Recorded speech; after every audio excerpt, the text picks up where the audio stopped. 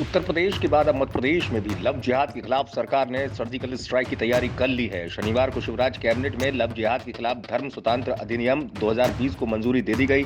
मध्य प्रदेश के गृह मंत्री नरोत्तम मिश्रा ने आज तक से बात करते हुए कहा कि एमपी का लव जिहाद कानून यूपी के लव जिहाद कानून से ज्यादा सख्त है।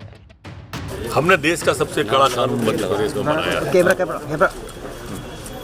इस कानून में वो सारे प्रावधान हैं जो होना चाहिए, हमें महसूस होते हैं।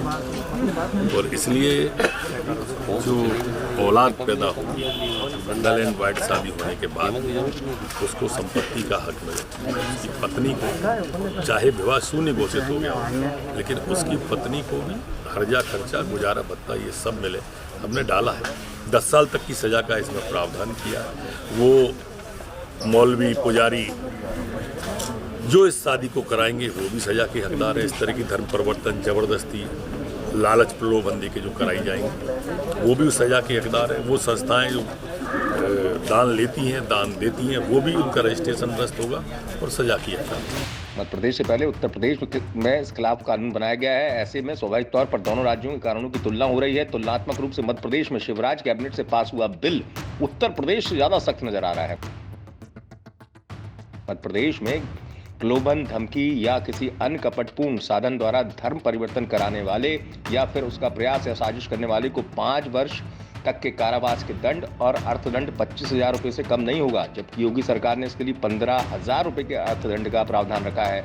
यहाँ पे भी अधिकतम 5 साल तक की सजा का प्रावधान है। वहीं अगर मध्य प्रदेश में अपराध किसी नाबालिग या अनुसूचित जाति की जनजाति की महिला के साथ होता है तो उसके लिए 10 साल तक की सजा और 50,000 रुपए का अर्थदंड का प्रावधान है, जबकि योगी सरकार ने इसके लिए 25,000 रुपए के जुर्माने का प्रावधान रखा है।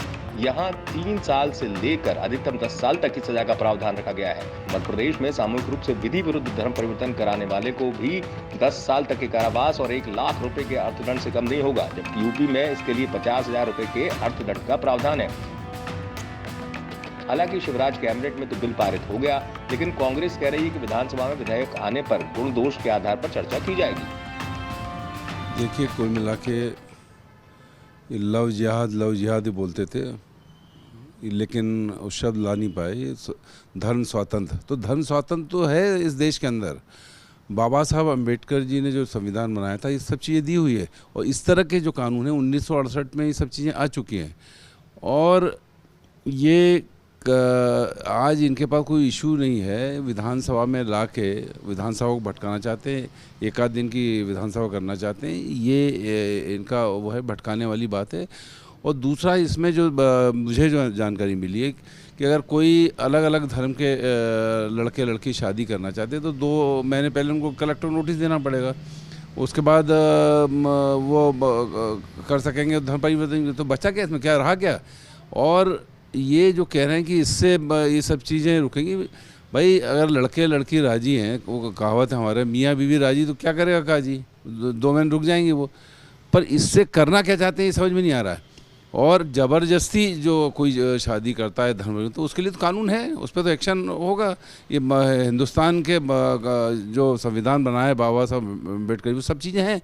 ये केवल भटकाने वाली बात है, इनके पास और कोई इशू नहीं है। विकास कार्य हो नहीं पा रहे हैं, कोरोना में लोगों की जानें जा रही हैं और किसान परेशान है। अपने को जो विधेयक पारित कर दिए काला कानून, ये सब चीज़ें, लोगों के रोजगार चले गए हैं, आर्थिक स्थिति खराब हो गई है सरकार की भी और लोगों के जेब से भी पैसा चला गया है, डीजल पेट्रोल के भाव बढ़ रहे हैं।